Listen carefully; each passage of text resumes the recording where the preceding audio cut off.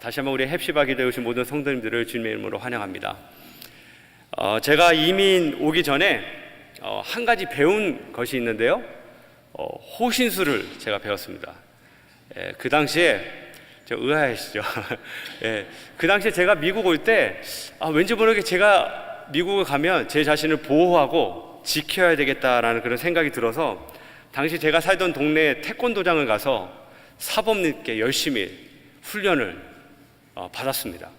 열심히 받는데 제가 받다가 어느 날 사범님께 좀 질문을 던졌어요.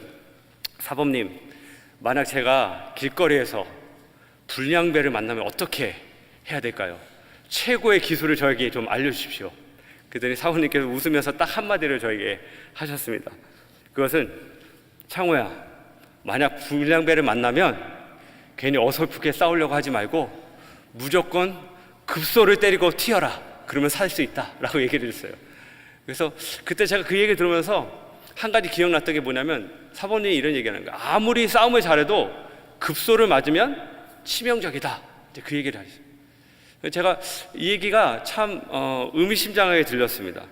여러분, 사람에게만 급소가 있는 게 아니고요, 공동체에게도 급소가 있습니다. 거길 맞으면 전체가 흔들릴 수 있는 그런 부분들이 있다는 것이죠. 사단이 교회를 공격한다면 바로 교회의 가장 중요한 급소가 되는 부분을 공격하여 무너뜨립니다. 뭐 다리나 손가락을 공격해라 이렇게 얘기하지 않고요, 머리를 공격하라고 얘기한다는 거죠. 사단의 공격은 교회의 본질과 근간이 되는 부분을 공격합니다. 저는 그것을 오늘 우리 성도님들로 하여금 주님의 재림을 생각하지 않고 이 세상이 마치 전부인 양 살아가게 하는 그런 부분이라고 저는 생각해 봤습니다. 마치 이 땅에서의 삶이 나의 인생의 전부인 것처럼 온 신경을 여기에만 집중하고 하나님께 우리의 생각과 마음을 두지 못하게 하는 것이죠. 오늘 말씀에서 마지막 시대를 어떻게 준비하며 살아야 될지에 대해서 말씀하고 있습니다. 베드로전서에 가장 많이 언급되는 주제가 이 거룩이에요. 거룩한 삶이란 무엇인가에 대한 말씀이 바로 오늘 내용입니다. 베드로전서가 쓰여졌던 시대는요, 이 초대교회 역사 가운데 가장 극심한 핍박과 고난의 시대였습니다. 수많은 성도님들이 믿음 때문에 순교를 당하셨어요. 많은 이들에게 버림받고 조롱당하면서 살았던 것입니다. 그래서 베드로전서에서는 이 성도들의 삶을 향하여서 나그네의 인생이다라고 표현하고 있습니다. 잠시 있다가 가는 인생이라는 것이죠. 오늘 우리가 살아가는 이 시대도 마찬가지입니다. 우리가 이 세상을 살아가면 살아갈수록 성도의 삶은 점점 좋아지는 것이 아니라 어렵고 힘들고 고난의 시간들이에요. 더 많은 핍박과 박해를 받고 있는 것이 현실입니다. 우리가 살고 있는 이 미국도 예외가 아니죠. 최근에 여러분들도 들으셔서 아시겠지만 텍사스에서 교회 총기 난사 사건이 있었습니다. 예배 드리는 중간에 26명의 성도님들이 갑자기 살인당하셨어요. 거기에는요, 이제 막 1살 돌을 지난 아기부터 시작해서요, 뭐 자기의 자녀, 손자, 손주까지 한꺼번에 잃은 그런 성도님들도 계십니다. 예전에 상상할 수 없었던 일들이 지금 미국에서, 다른 나라 얘기하는 게 아니고 우리가 살고 있는 이 미국에서 일어나고 있는 것입니다. 과연 성경에서 말한 마지막 시대를 우리가 살고 있는 것이죠. 디모데후서 3장 1절부터 5절까지의 말씀에 보시면 말세에 어떤 일들이 있는가에 대해서 이렇게 자세히 설명하고 있습니다. 한번 보시면요, 내가 이것을 알라. 말세에 고통하는 때가 이르러 사람들은 자기를 사랑하며 돈을 사랑하며 자랑하며 교만하며 비방하며 부모를 거역하며 감사하지 아니하며 거룩하지 아니하며 무정하며 원통함을 풀지 아니하며 모함하며 절제하지 못하며 사나우며 선한 것을 좋아 아니하며 배신하며 조급하며 자만하며 쾌락을 사랑하기를 하나님 사랑하는 것보다 더하며 경건의 모양은 있으나 경건의 능력은 부인하니 이 같은 자들에게서 내가 돌아서라. 바로 오늘날의 모습과 너무나 비슷한 것을 우리는 볼 수 있습니다. 자, 그렇다면 이 마지막 시대를 우리가 어떻게 살아야 될까요? 오늘 말씀에서 간략하게 두 가지로 그 내용을 여러분들과 짧게 나누기 원합니다. 마지막 때를 살아가는 우리에게 필요한 것은요, 바로 기도하는 것입니다. 자, 우리 먼저 7절 말씀을 다시 한번 다 같이 한 목소리로 한번 읽어보도록 하겠습니다. 시작.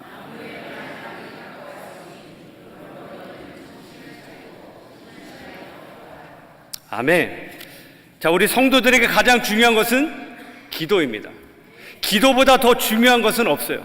왜냐하면 기도는 하나님을 의지하고 하나님만을 바라보기 때문에 그렇습니다. 근데 오늘 보니까요, 기도하는 데 있어서 두 가지 앞에 중요한 표현이 나옵니다. 한 가지가 무엇인가? 정신을 차리고, 두 번째는 근신하여라고 되어 있어요. 이 두 가지가 매우 중요합니다.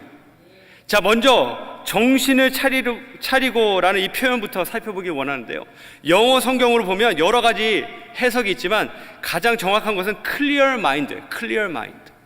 즉 복잡하거나 분산된 생각이 아니라 분명한 목표를 가진 하나의 생각을 말한다는 것이죠.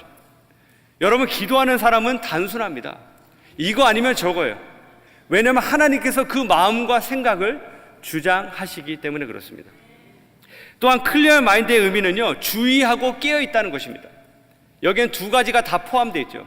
육신적으로 잠자지 않고 졸지 않는 그런 깨어임도 있지만, 영적으로 하나님이 무엇을 우리에게 원하시는가를 분별할 수 있는 영적인 깨어임도 함께 여기 포함되어 있습니다. 우리가 이 시대를 살아갈 때 정말 중요한 것이 있다면, 하나님이 지금 어떠한 일을 하고 계시는가, 우리를 향하여서, 우리 교회를 향하여서, 나를 향하여서 뭐라고 말씀하고 계시는지를 우리가 들어야 될 줄 분명히 믿습니다. 깨어있지 않으면 결단코 하나님의 뜻을 알 수 없다는 거예요. 얼마나 우리의 마음과 생각을 복잡하게 하는 일들이 많이 있는지 알 수 없다는 것이죠. 기도하려고 할 때 우리의 생각을 자꾸자꾸 빼앗기는 것도 바로 그러한 부분입니다. 이 베드로 전서를 썼던 이 사도 베드로는요, 기도에 실패한 사람이었어요. 여러분 아실 거예요. 가장 중요한 순간에 기도하다가 실패했던 대표적인 인물이 바로 베드로입니다. 두 번의 사건이 있었죠. 하나는 변화산 사건이었어요. 두 번째는 겟세마네 동산에서에 있었습니다. 예수님께서 변화되실 때, 또 예수님께서 십자가 사건을 눈앞에 두고 간절히 기도하실 때 베드로는 잠자고 있었습니다. 하나님의 구원의 역사가 일어나는 그 너무나도 중요한 그 순간에 그는 졸고 있었어요.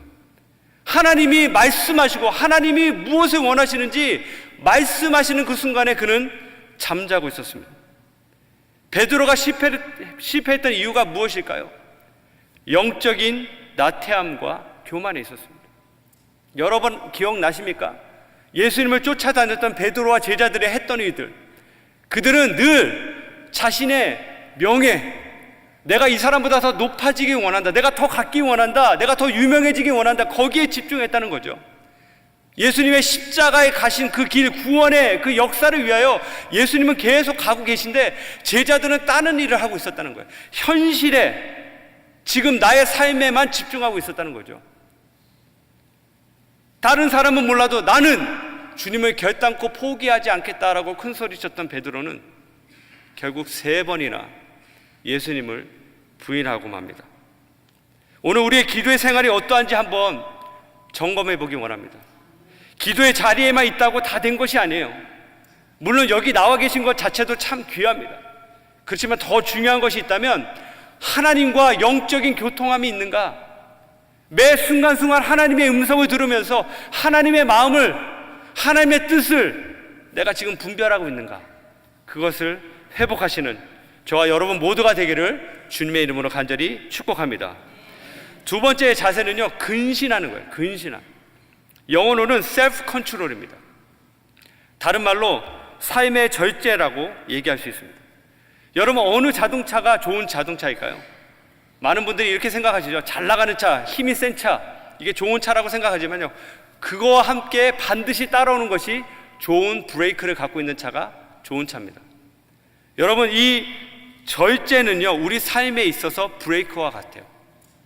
아무리 좋은 차라 할지라도, 아무리 힘이 세고 잘 나가는 차라 할지라도 브레이크가 없으면 큰 사고를 겪는 것처럼 우리의 삶에 아무리 좋은 것들이 있다 할지라도 절제하지 못하면 그것은 우리에게 큰 재앙이 됩니다. 말세의 현상 가운데 가장 두드러지게 나타나는 특징은요, 절제가 없는 삶이에요. 오늘날 얼마나 많은 사람들이 여러 다양한 것에 중독에 빠져 있는지 알 수 없습니다. 술, 마약, 게임, 도박, 성적인 타락이라든지 음식, 쇼핑, 여러분들 얼마든지 다 생각해 볼 수 있어요. 나도 모르게 지금 빠져 있다는 것이죠. 제가 보니까요, 믿는 분이나 믿지 않는 분들이 동일하게 빠져 있는 것이 하나 있는데 바로 한국 드라마에 빠져 있는 것 같습니다. 어떤 분을 만나도 한국 드라마를 안 보는 분은 없는 것 같아요. 다 보세요. 아무리 시간이 없어서 바쁘고 성경 보고 기도하는 시간이 없다 할지라도 반드시 볼 수 있는 것은 무엇이냐? 드라마를 열심히 보는 그런 모습을 참 쉽게 발견합니다. 오늘 아침부터 찔리는 마음이 있는데요, 한 목사님이 이런 얘기를 하셨어요. 한 권사님 두 분이 얘기를 하고 계셨습니다. 마당에서 걔가 너무나 안 됐어, 불쌍해, 어떻게 하다 그렇게 됐을까, 그런 얘기를 하는 거예요. 목사님, 어떤 성도님들이 어려움을 당하셨나 보다. 가만히 들어보니까 드라마 얘기를 열심히 하고 계셨다는 거죠. 또 한 목사님은 바둑에 취미를 갖고 열심히 두시다가 이제 사역에 지장이 될 정도로 심각한 수준에까지 가셨어요. 말씀을 전하시려고 이렇게 올라왔는데 갑자기 우리 성도님들의 머리가 바둑알로 보였다는 그런 일도 있습니다. 중독이 된 거죠. 우리의 삶에 이러한 부분들이 있다는 것이에요. 오늘 이 아침에 여러분들 한번 생각해 보십시오. 내가 기도하는 이 기도의 생활에서 자꾸 멀어지게 하고 기도에 집중하지 못하게 하는 나의 무절제한 부분이 무엇이 있는가 반드시 살펴보셔야 돼요. 무절제하다는 얘기는 뭐냐면 내가 내 인생의 주인이라는 얘기예요. 내가 내 인생을 내 마음대로 살아가겠다는 뜻이죠. 하나님의 뜻대로 하나님이 관리하시고 주장하시는 삶이 아니라 내가 내 인생의 주인 돼서 내가 원하는 대로 살고자 하는 그 마음, 그것이 바로 무절제한 삶이에요. 예수님은 어떠한 삶을 사셨습니까? 누가복음 22장 42절에 보시면 이렇게 나옵니다. 이르시되 아버지여, 만일 아버지의 뜻이거든 이 잔을 내게서 옮기시옵소서. 그러나 내 원대로 마옵시고 아버지의 원대로 되기를 원하나이다. 예수님께서는 끝까지 당신의 원하는 그 계획을 내려놓고 하나님 앞에 순종하셨습니다. 오늘 이 아침에 주님과 같이 근신하여서 깨어서 기도하는 저와 여러분 모두가 되기를 주님의 이름으로 간절히 축원합니다. 마지막 때를 살아가는 우리에게 필요한 두 번째 자세는요, 사랑하는 것입니다. 오늘 8절 말씀 우리 다 같이 한번 또 읽어보도록 하겠습니다. 시작.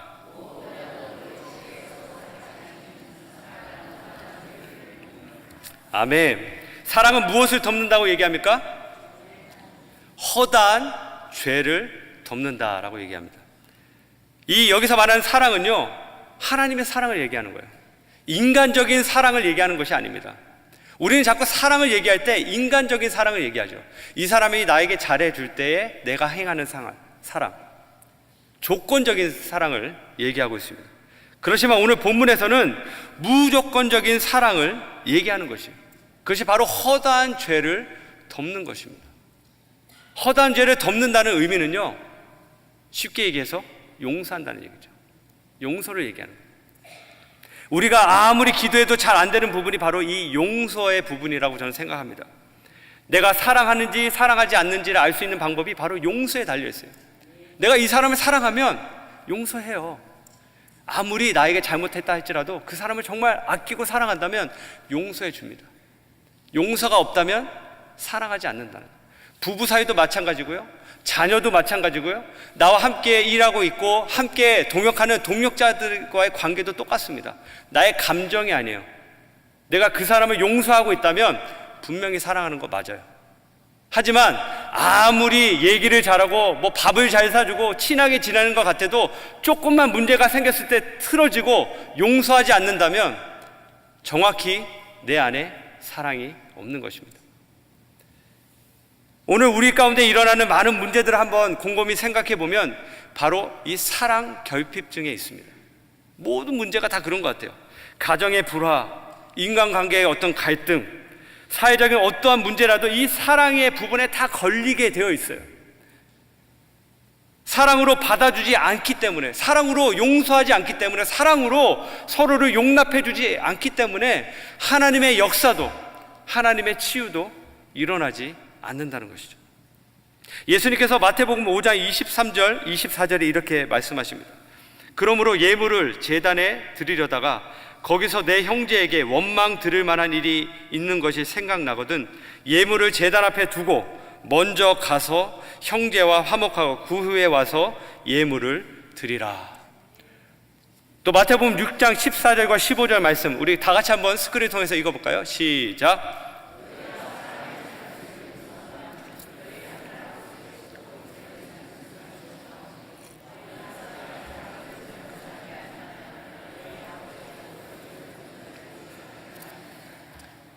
아멘. 주님께서 우리에게 가르쳐 주신 주기도문에도 이런 내용이 나오잖아요. 우리가 우리에게 죄 지은 자를 사하여 준 것 같이 우리의 죄를 사하여 주옵시고. 하나님 우리에게 원하시는 것은 사랑으로 용서하라는 거죠. 너무나도 중요합니다. 용서하면 빼놓을 수 없는 두 인물이 나와요. 첫 번째 사람은 요셉이고요, 두 번째는 다윗입니다. 두 사람 다 공통점이 있습니다. 가장 가까운 사람, 가장 믿는 사람에게 배신당했어요.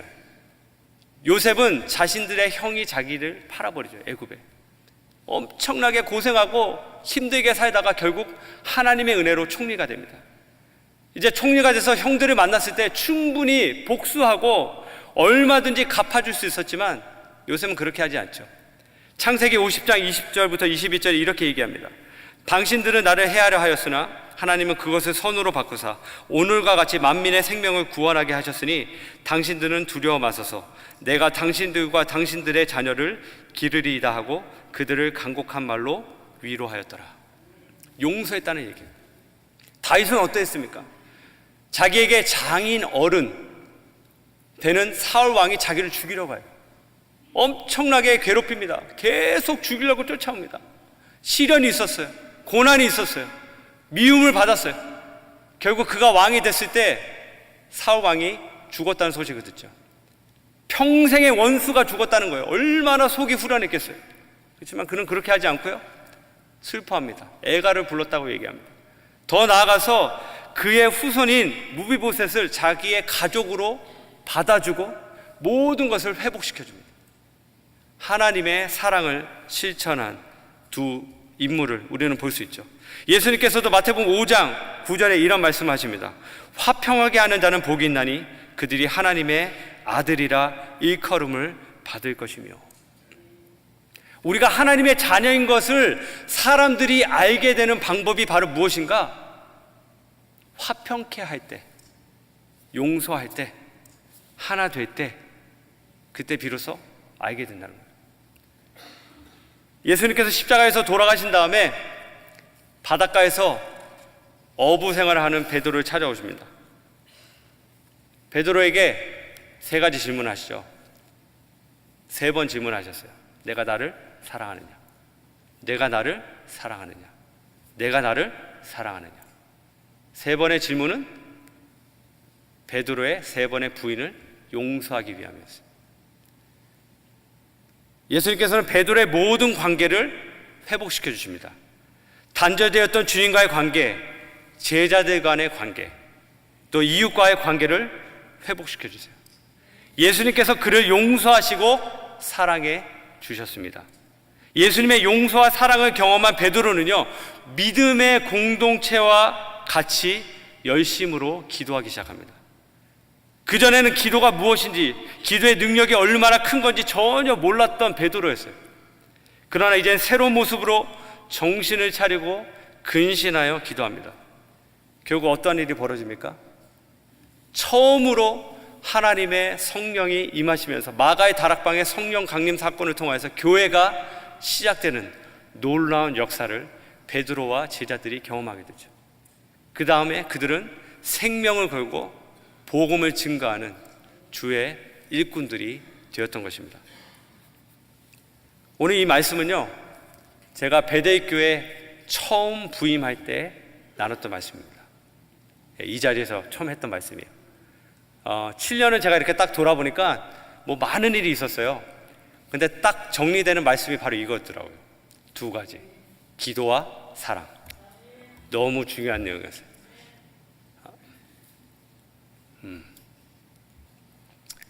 아직도 기억나는 게 있는데요. 뒤에 딱 왔을 때 그 말이 있었잖아요. 기도하면 됩니다. 그날까지. 딱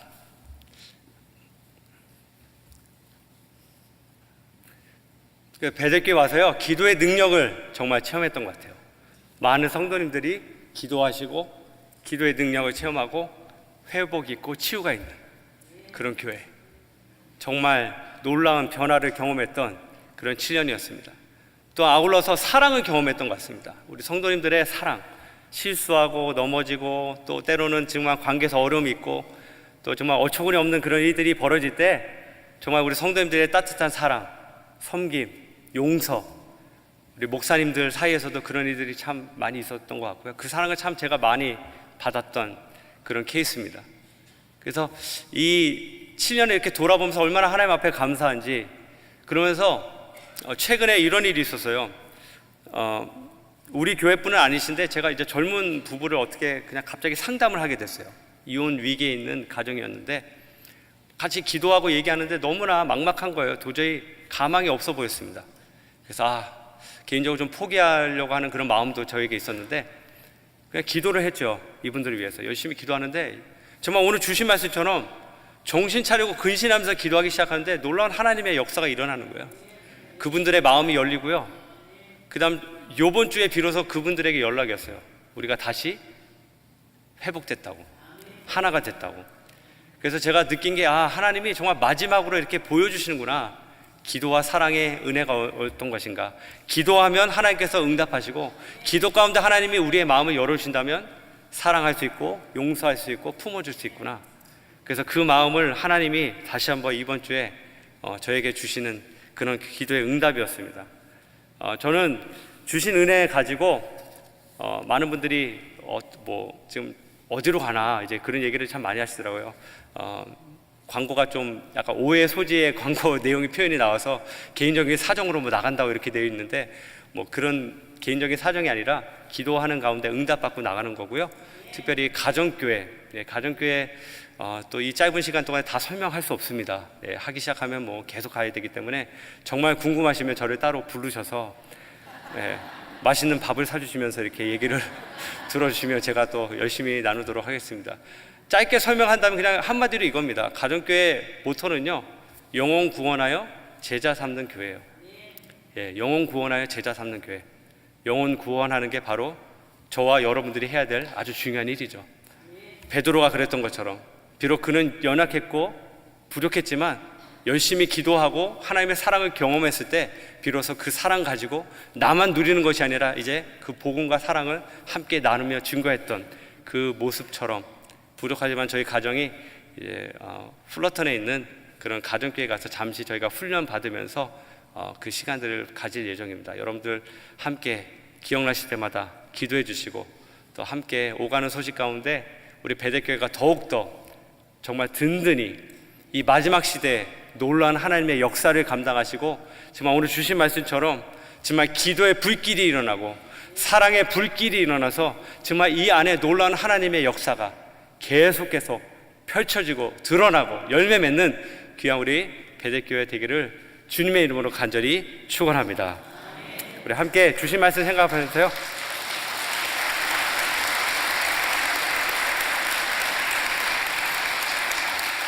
우리 같이 찬양하면 좋겠습니다. 주님 다시 오실 때까지 우리 찬양 함께 부르면서 우리 기도의 자리로 나아가도록 하겠습니다.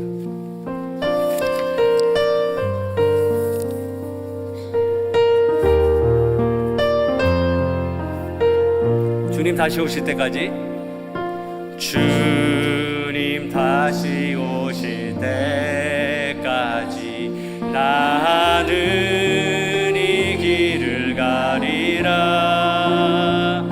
좁은 문 좁은 길 십자가 지고 나의 가는 이 길 끝에서 나는 주님을 보리라. 영광에 내 주님 나를 맞아주시고 주님 다시 오실 때까지 주님 다시 오실 때까지 나는 일어나 달려가리라.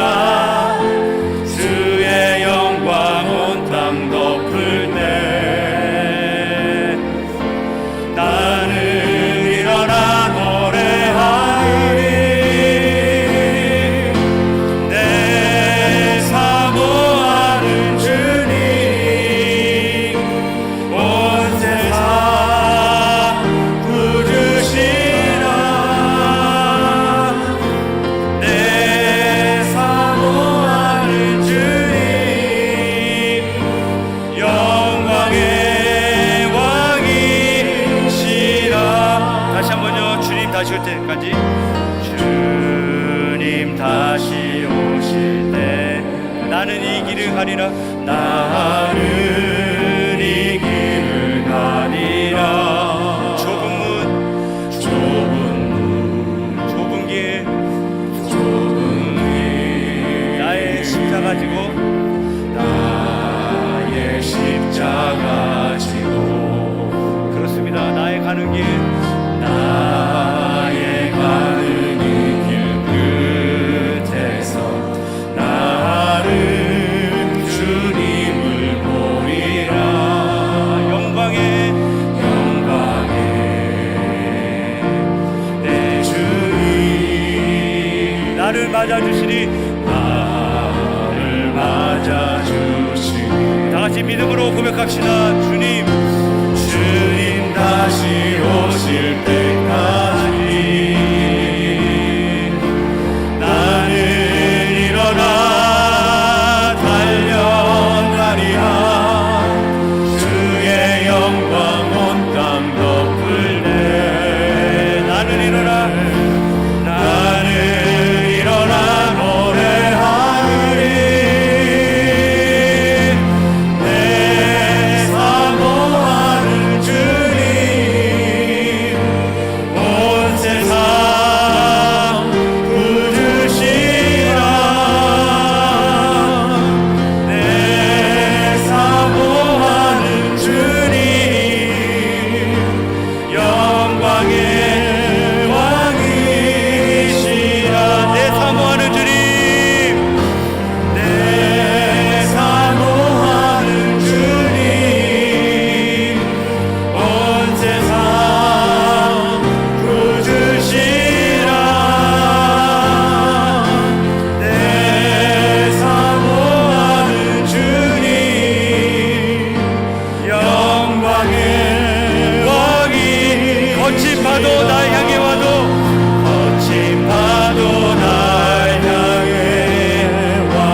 주와 함께 날아오르리. 높은 가운데 나의 잠잠하게 다시 한번 고백합시다. 거친 파도 나를 향해 와도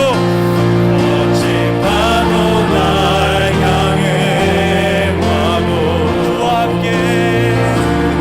함께 날아오르리.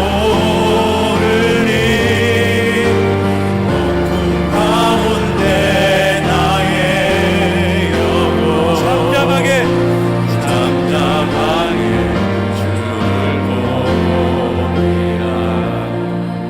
우리 시간 다 같이 한번 기도하기 원합니다. 하나님 우리에게 기도의 불길을 일으켜 주시옵소서.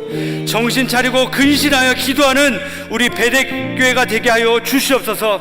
주님께서 우리를 용서하신 것처럼 사랑으로 용서하며 하나 되는 우리 교회가 되어줄 수 있도록 우리 이 시간 다 같이 간절한 마음으로 주여 외치면서 주 앞에 기도하는 시간 갖도록 하겠습니다. 주여 하나님 이 시간 기도합니다. 하나님 우리 교회 가운데 하나님 기도의 불길을 일으켜 주시옵소서. 하나님 정신 차려 기도하기 원합니다. 하나님 근신하여 기도하기 원합니다. 하나님 이 마지막 때에 하나님 더욱더 우리가 주님 앞에 기도하며 믿음으로 주님 앞에 우리의 마음을 맡기며 우리의 생명을 맡기며 우리의 삶을 내어 맡기는 우리 베델교회가 되어줄 수 있도록 성령 하나님 역사하여 주시옵소서. 아버지 나의 힘으로 하는 것이 아닙니다. 기도의 능력을 체험했던 제자들처럼 하나님 우리 교회가 다시 한번 기도의 무릎을 꿇게 하시고 아버지와 간절한 마음으로 주님 앞에 부르짖으며 기도할 때 하나님 응답하시며 하나님 역사하시며 아버지 기도하면 됩니다. 그날까지 하나님 앞에 정말 결단하며 나오는 귀한 교회가 되어줄 수 있도록 하나님 역사하여 주시옵소서. 우리의 시가진 마음을 열어주시고 하나님 하나 되는 마음을 허락하여 주시옵시고 사랑으로 용서하며 하나님 사랑으로 아버지 서로를 붙잡아주며 놀라운 주의 역사를 일으키는 귀한 우리 베델교회가 되어줄 수 있도록 성령 하나님 역사하여 주시옵소서. 하나님의 은혜를 간절히 사모합니다. 성령의 충만함을 간절히 구합니다. 하나님 우리 교회를 통하여서 사랑과 기도의 불길이 일어날 수 있도록 하나님 이 시간에 역사해 주시옵시고 아버지 2018년에 놀라운 하나님의 역사 불붙는 하나님의 은혜 불붙는 하나님의 사랑 불붙는 기도의 역사가 일어날 수 있도록 아버지 이 교회를 세우시고 축복하여 주시옵소서. 하나님 우리가 서 있는 그 자리에서 하나님을 높이며 증거하는 저희들 될 수 있도록 주님 역사하여 주시옵소서. 주님 은혜 베풀어 주시옵소서. 이 시간 우리 찬양 한 곡 더 부르기 원합니다. 나를 통하여 우리 찬양 우리 결단의 찬양으로 우리의 마음을 모아서 우리 주님 앞에 찬양하고 우리 두 번째 기도 제목 가지고 기도하시겠습니다. 지금 서 있는 이곳에서 높임을 받으소서. 우리 찬양합니다.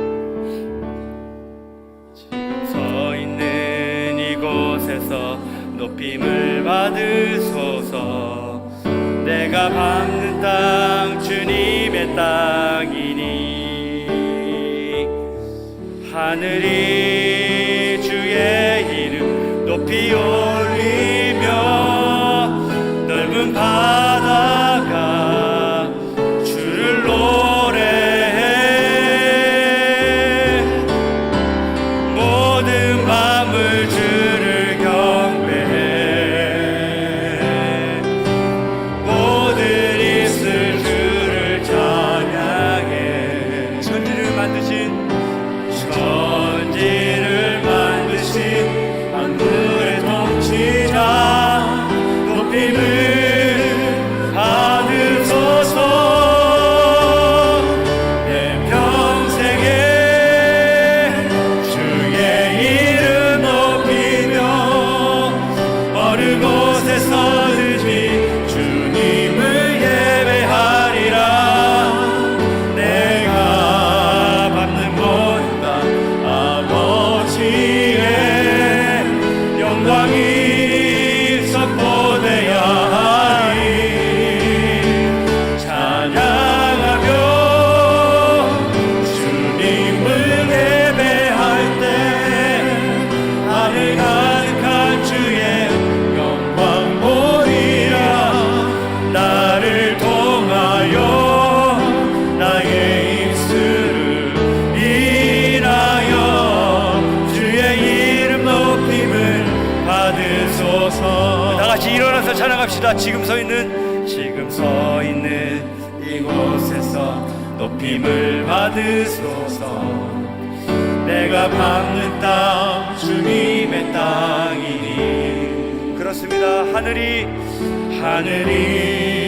주의 이름 높이 올리며 넓은 바다가 주를 노래해 모든 만물 주를 경배해 모든 입술 주를 찬양해 천지를 만드신 만물의 통치자 높임을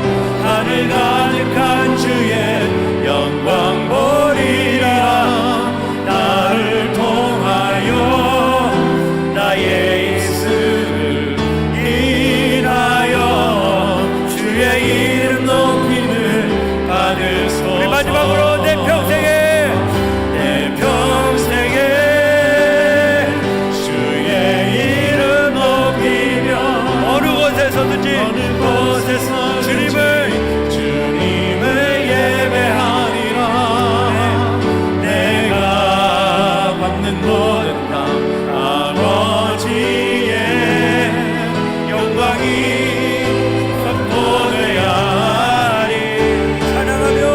찬양하며 주님을 예배할 때 하늘 가득한 주의 영광 보리라. 나를 통하여 나의 입술을 인하여 주의 이름 높임을 받으소서. 우리 다 같이 이 시간 기도하겠습니다. 이 시간 기도할 때 우리 교회와 우리 나라를 위해서 좀 기도하겠습니다. 하나님, 우리 베델교회를 정말 더욱더 귀하게 사용하여 주시옵소서. 우리 담임 목사님, 우리 김한우 목사님 성령의 능력을 7배나 더하여 주셔서 이 교회를 잘 감당하시며 이끌어 가시기에 조금도 부족함이 없도록 우리 목사님들과 우리 담임 목사님 위해서 특별히 기도해 주시기를 바랍니다. 또 우리가 살고 있는 이 미국 땅 영적인 대각성을 주여 일으켜 주시옵소서. 하나님의 주권이 회복되고 하나님 다시 한번 이 나라가 하나님을 경외하는 나라가 되어질 수 있도록 우리 대한민국의 말씀의 통일을 일으켜 주시옵소서. 우리 다 같이 주여 외치면서 주님 앞에 기도하는 시간 마지막으로 갖도록 하겠습니다. 주여! 주님, 이 시간 기도합니다. 하나님, 우리 교회를 깨워주시고 하나님, 우리 교회 가운데 놀라운 주의 역사를 일으켜 주시옵소서. 하나님, 하나님이 기뻐하시고 하나님이 원하시고 하나님이 꿈꾸시는 아름다운 역사가 일어날 수 있도록 하나님, 우리 베델교회를 사용하여 주시옵시고 우리 김한우 담임 목사님 성령의 충만함을 지면하여 도와주셔서 귀한 말씀을 잘 증거하시고 이 교회를 이끌어 가시기에 부족함이 없도록 성령 하나님 은혜를 베풀어 주시옵소서. 우리 모든 부목사님들과 우리 모든 교회 리더십들 하나님, 우리 직분자들에게 지혜를 주시고 하나 되는 마음을 주시고 기도의 불길을 일으켜 주셔서 하나님, 이 마지막 시대에 귀하게 쓰임받는 우리 교회가 되어질 수 있도록 하나님 사용하시고 축복하여 주시옵소서. 하나님, 이 미국 땅을 불쌍히 여기시옵시고 하나님을 두려워하고 하나님 역적인 대각성이 이 땅 가운데 일어나길 간절히 기도합니다.